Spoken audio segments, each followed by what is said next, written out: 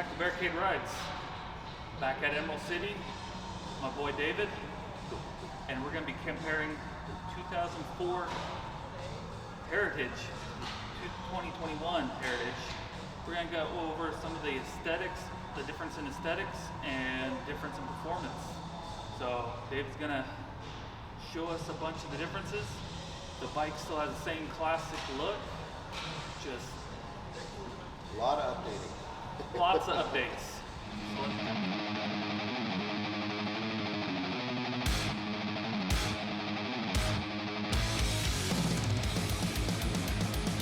Hey everybody, David, Emerald City Harley Davidson. Thanks for tuning in. Had a kind of a cool idea. I loved it. Barricade said, man, let's compare an old bike and a new bike. And there's not a much more classic Harley Davidson than the Heritage Softail. They've been around for decades, and we've got a really cool opportunity to compare and contrast the 04 and the 21. So I'm gonna do my best to kind of highlight the similarities and then also highlight some of the differences as well. So we'll start with the 04. So I rode an 05 Heritage for almost 5 years. It's still today one of my favorite Harleys. It just had that iconic look. You know, kind of the dresser with the leather bags, the studs, you know, kind of had that real biker, you know, feel to it. It was my first bike that I'd ever had with floorboards, and I fell in love with them. And I don't think I'll ever go back from that now. It's just a comfort thing for me, but these are just amazing, amazing bikes. So I'll start with this one. This one is in a smoky gold and black vivid two-tone. The paint on this bike, you know, we talk a lot about how Harley Davidsons are known for their paint, and this is why. This is a 17-year-old bike. Now, it's been taken care of, but this paint looks brand new. So Harley's paint is top-notch. There are automobile companies in the world that have asked us for our formula for paint, and we've done it a couple of times on some rare occasions, but really that's kind of an in-house secret. The care and the meticulousness with which this paint is applied, it just pays back when you take care of it, because it ends up looking great for generations, really. So anyway, great color on this bike. So this is the 04. It has an 88 cubic inch V-twin. They did do Screaming Eagle pipes on this, and I'm assuming they probably did a tune. I don't know that for sure. But that 88 cubic inch was on Harley starting in, I think 2000 was the first year, and I think they went through 2007 when the 96 was introduced. Some nice things on this bike. So it's got these really wide kind of beach bars, if you will. Not the riding position for everybody. I kind of like getting your hands out there. It makes you really feel like you're in control of the bike and commanding the road. It's just a different feel. But of course, that was aftermarket. You could put apes on it, you could put drag bars on it, whatever you wanted. But there is one thing nice about these, is that with the pullback, you've got a really nice upright riding position. These bikes had disc brake on the front, single disc brake on the front. It's got a single disc brake on the rear. Now these didn't come, this was before ABS. This is just kind of old school bike with an engine and brakes and wheels and get on and go. This has 25, almost 26,000 miles on it, which is actually really low for an 04. That's not even 2,000 miles a year. And it really does look the part. It's been beautifully maintained. So some other things about this bike, it's got the sissy bar on it. It's not a quick release. This is more or less just kind of designed to stay on the bike, as are the bags. These bags, you can take them off. They're not designed to do that. They've got nuts that you have to undo on the inside. This is fuel injected. This was kind of early on in the foray into fuel injection for Harley Davidson. My 88 had great performance. It was everything that I needed. Really nice power. The only time that it gave me a little bit of trouble was when I was heading up over a pass, because it was carbureted. Sometimes I'd kind of lack on the power a little bit, or if I was trying to pass, I'd almost always have to drop a gear or two. But other than that, it kept up just great with my buddies on their big twins. I rode with touring bikes. I rode with all kinds of metric bikes and Triumphs and Ducatis, Man, I was definitely part of the mix, so felt really great. So anyway, some other iconic things about the Heritage. If you take a look at this front wheel, that front wheel really hasn't changed in like 25 years. It's got kind of this domed center cap here out of the chrome. The chrome rim with the steel laced wheels. It's got pretty big chunky tires on it, which really gives super handling, really comfortable ride, great traction. And then this is the older frame, so the suspension for the front, you can see. The suspension for the rear on this bike is actually right up above my hand here. There's a twin shock there that's mounted underneath the frame. So that was kind of the way the Softail was done until fairly recently when they redesigned the frame. It gives a good ride, a comfortable ride. However, it's really, really difficult to adjust. You got to really get underneath there with the right tools. It can be adjusted, but it's kind of meant to be adjusted and then left. It's not really meant to be adjusted day to day or depending on the type of riding you're doing. So, okay, so those are the basics on the 04, kind of highlighting some of the features of the bike. Now let's talk about the 21. It's amazing the similarities between these bikes. The instrument cluster, the size of the tank, the floorboards, that front fender with that skirting on the back, the Heritage on the front. You've got leather bags, leather seat with studs. Obviously this has been updated.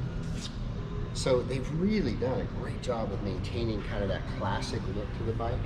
They've changed the taillight configuration a little bit. They have changed the lighting up front. Everything is LED on this. And then so the rear taillight configuration, instead of having those large bars that have your turn signals on either side, it's kind of a little more compact, a little more refined looking, if you will. Still got the 2-in-2 exhaust. This is factory exhaust. This bike is brand new, so no customization to it whatsoever. So where are some differences? The previous bike, the 04, has an 88. After the 88 was the 96. Then we had the 103. That started in about 2011. And then we had the advent of the Milwaukee 8, which introduced the 107 and the 114. So between these bikes, the older one is an 88 cubic inch. This is 114 cubic inches. Both fuel injected. The other one is a twin cam. This is a single cam. We've gone back to a single cam. Gives great torque, great performance. The power on these bikes, these 114s, especially on a cruiser like this, really impressive power right out of the gate. They've also done, this one obviously has the windshield mounted on it. Now the newer Heritage windshields have a blacked out portion on the bottom. And I really like that. I had a really good example of why that works so well. The other day it had rained, we were moving bikes in the back a little bit, I had to go back and get some gas, and that sun, it was late afternoon, that sun was hitting the pavement and just blinding my eyes. I got on this bike and it blocked all of that reflection off the pavement. It's really handy. So it's kind of like having a pair of sunglasses for the lower part of your windshield. It is a quick release windshield, same mounting hardware as that bike, very similar technology. Now another big difference between the two bikes, the older one is a 5-speed, the newer is a 6-speed. That 6th gear is super nice to have, especially on the highway. You hit about 60, 65, 70, shift it into 6th gear, and you're cruising along at 2,500 RPM, really comfortable. Another big thing on the newer Heritage versus the old one, these are fly-by-wire, so they can have a cruise control.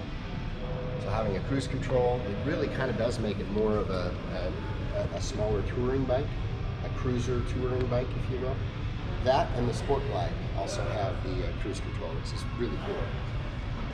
A massive upgrade on the Heritage in 2018.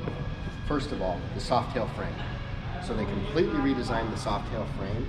In 2018, they gave the frame just a little bit more height. You got a little more ground clearance, a little better flooring, a little better lean angle. What they also did was they changed the rear suspension. So they made this frame lighter, they made it stiffer, and then they changed the rear suspension. Now it's a monoshock suspension which is under the seat.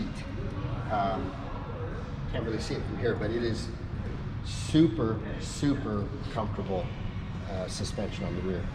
And it's as simple as just going in and adjusting that with a spanner wrench. But it is set up super great with that monoshock. Does a really great job of making this bike just feel that much more.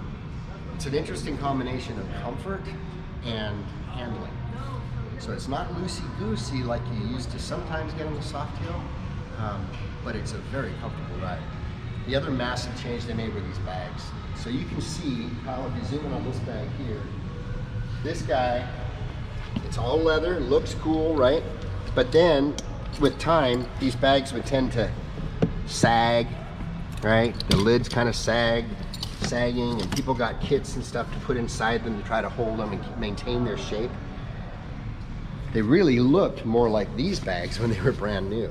Well, these are a hard side bag with the leatherette wrap on the outside. Two things about that that's great. Number one, they're going to maintain their shape. And number two, now you have a lockable bag. I was always, when I was stopping on my Heritage, I was just kind of hoping nobody would take stuff out of my saddlebag. Now you can lock them with your key and know they're secure. There's no way you can get those off because all the fastening hardware and everything is on the inside. So they're a tiny bit smaller than the older bags, but they look a lot better and they function a lot better. So probably for the average person riding this kind of bike, you're probably not going to get on a Heritage and ride to Florida, but you can go and take a several day trip. You have enough space for your necessities. A lot of people will put a sissy bar on the back with a luggage rack, maybe put a duffel back here. You've got plenty of space for your stuff. The 114, the 6-speed transmission, the updated frame and suspension, the updated bags. Overall, it's still, you know immediately it's a Harley Davidson Heritage Softail coming down the road, but it's kind of moved into the 21st century now. It's a great technology. This display is really cool. Gives you all your information at your fingertips. I used to have on my Heritage like that one, my fuel gauge was here. It was just analog like a float. Now you've got this display which gives you your total miles, it gives you your trip A and trip B, it gives you your range, that's how much range you have left on the current level with the gas, and clock and RPM gauge. And it'll also show you what gear you're in. So really nice information at your fingertips. My older bike had the auxiliary lights up front. It had a switch down here you had to kind of hit. It was a little like a old school switch. Now your on off switch is just right here on your turn signal. So easy controls, easy to manage, cruise control. Got the same mirrors these have had for 30 years. So there's so much on this bike that hasn't changed, but the stuff that has changed has just really moved this bike in the right direction in terms of, you know, the newer technology, more comfort, more reliable, better power, safer. This bike does, by the way, also come with ABS. So you have ABS on this bike to when you got an engine with this much power, you also need some brakes with some power. So great bike. I do like these mini 8s that they put on them. I think they're an 8-inch bar. It just makes your riding position really nice, just right off the floor. Like, I could buy this bike, I could ride it to Sturgis and be comfortable with the factory bars. I wouldn't have to change a thing. It's really, my back is straight, my arms are extended but they're not locked. My feet are out in front of me on the floorboards, nice and sturdy. I'm a big fan of highway bars and pegs for the highway, but wouldn't have to. But man, they're just such a comfortable bike. And they're not as big and as heavy as some of the touring bikes. So for people that are used to riding maybe a Sportster or a Dyna or an older or smaller Softail, this is a really good step. I really like both these bikes. I can't complain about either one, but I love the differences that they had over the generations of the bikes. Absolutely fantastic bikes, in my opinion. And many of you have already met Grunt when he picked up his Dyna a week ago, maybe? Yeah, a week and a half ago. And so Dave and I, we want to introduce him as the newest employee of Emerald City Harley. Yeah, buddy. So if you guys need a bike, hit up David, and if David's not here, you got Grunt. I'll do my best. And We as get always, stick there. brothers and sisters, Stay safe. ride your ride.